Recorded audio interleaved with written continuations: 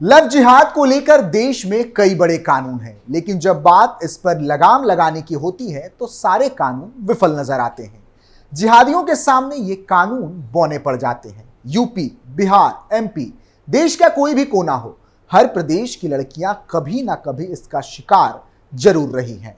नमस्कार, आप देख रहे हैं कैपिटल टीवी की स्पेशल स्टोरी और मैं हूं आपके साथ रोहित कुमार। आज की स्पेशल स्टोरी में बात करेंगे लव जिहाद से जुड़े उन तमाम खबरों की जिसने हिंदू लड़कियों की जिंदगी तबाह कर दी और जिहादियों के घिनौने मंसूबों से पर्दा उठाया है।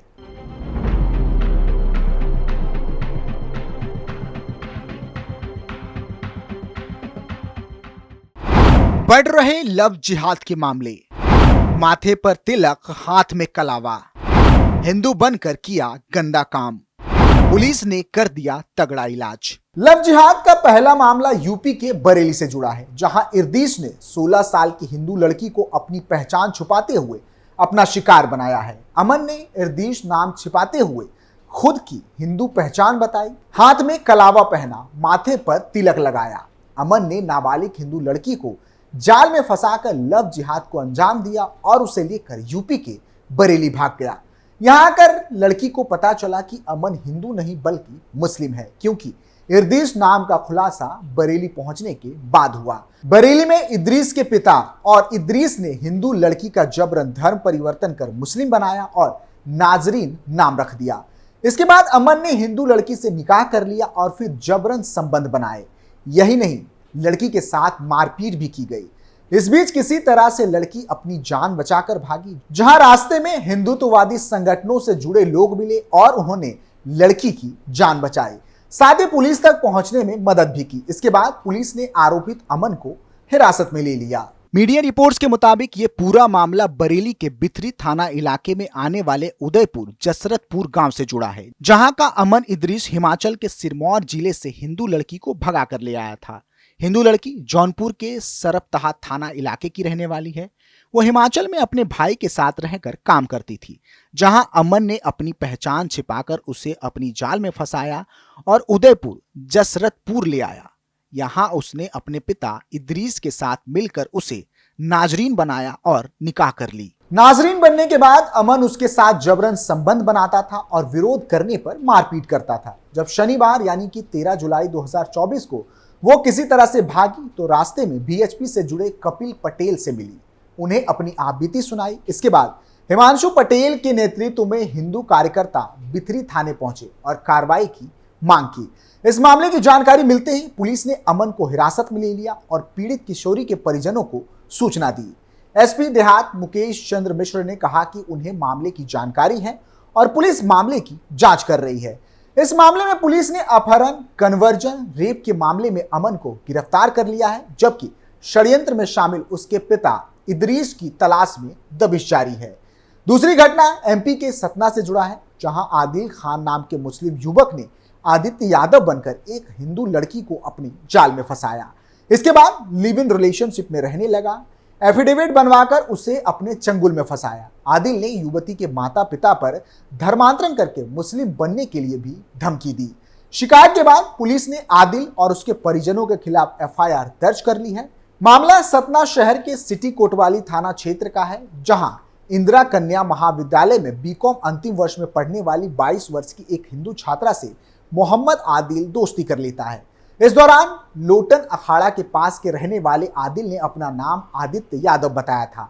धीरे धीरे दोनों में बातचीत होने लगी और आदिल ने लड़की को अपने प्रेम जाल में फंसा लिया। नवंबर 2023 में आदिल ने एक शपथ पत्र यानी कि एफिडेविट में युवती से लिविंग रिलेशन में रहने की सहमति पर दस्तखत करवा लिया और छात्रा के साथ लिविंग में रहने लगा।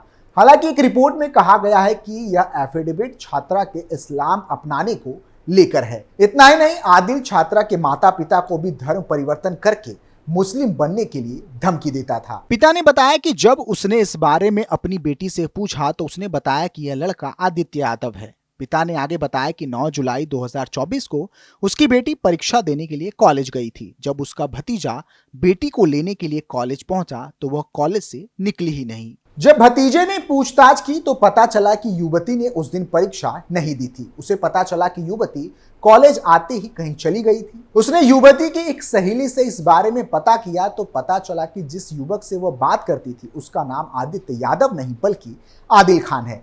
उसने झूठा नाम बताकर छात्रा को झांसे में लिया था।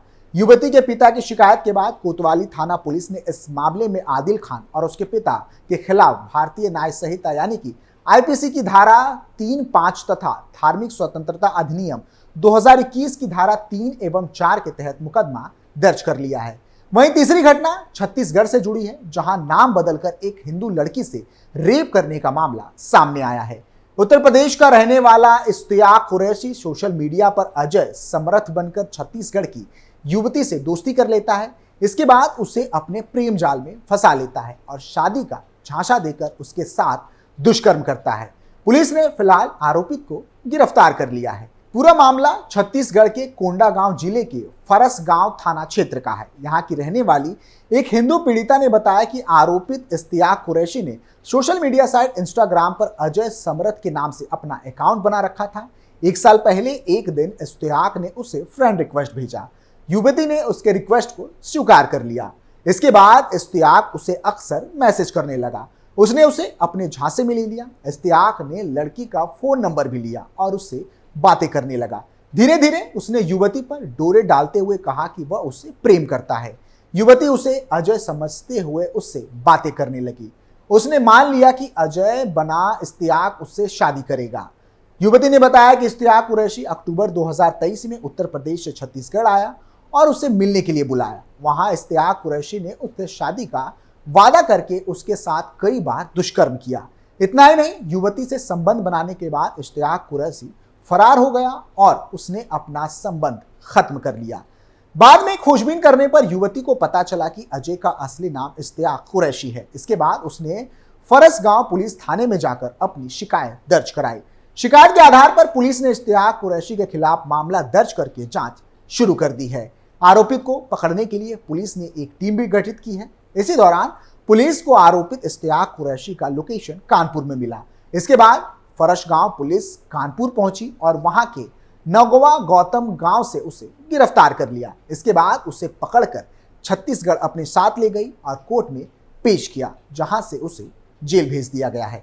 वहीं चौथी और अंतिम घटना बिहार के दरभंगा से जुड़ी है, जहां मोहम्मद इब्नैन ने आर्यन यादव बनकर एक हिंदू लड़की को अपने झांसे में लिया। इसके बाद उसने आर्य समाज मंदिर में उससे शादी कर ली। खुद को हिंदू दिखाने के लिए इब्नैन हाथ में कलावा बांधता था और माथे पर तिलक भी लगाता था। शादी के कुछ समय बाद उसने मुस्लिम लड़की से निकाह कर हिंदू लड़की को घर से निकाल दिया। दरभंगा के हाया घाट अंतर्गत रसूलपुर गांव का रहने वाला मोहम्मद इब्नैन दरभंगा में एक हिंदू लड़की के घर में किराएदार के रूप में रहता था। यहाँ उसने अपना नाम आर्यन यादव बताया था। वह हाथ में कलावा बांधता था और माथे पर तिलक भी लगाता था। इतना ही नहीं, वह खुद को हिंदू साबित करने के लिए मंदिर जाने का ढोंग भी करता था। जानकारी के मुताबिक इब्नैन और उसके घर वालों ने उस हिंदू युवती को अपने घर से निकाल दिया है। इब्नैन ने 1 जुलाई को एक दूसरी मुस्लिम लड़की से निकाह कर लिया है, जिसके बाद युवती ने इंसाफ की गुहार लगाई है। वहीं उसके घर वाले भी उसे अपनाने को तैयार नहीं। फिलहाल युवती ने पुलिस थाने में जाकर अपनी शिकायत दर्ज करवाई है। युवती ने एसएसपी ऑफिस जाकर अधिकारी से मुलाकात भी की और न्याय की मांग की है। हैरानी की बात यह है कि आए दिन इस तरह की खबरें सामने आती रहती हैं और ये खबरें एक तरह से एक अलर्ट की तरह होती हैं, फिर भी लड़कियां इसका शिकार बनती रहती हैं।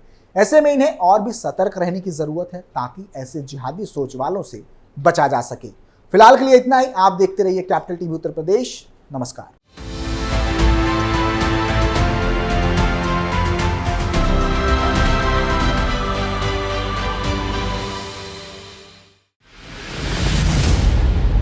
मैं राजनीति करता नहीं, पर राजनीति को बहुत गहरे तक समझता हूं। मैं लोगों के बीच रहता हूं, लोगों के मन को अच्छे से जानता हूं।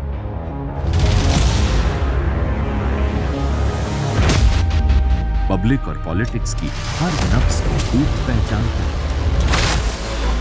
संघर्ष की सियासत से सत्ता के सिंहासन तक मैं हर खबर से खरा सच निकालता हूं।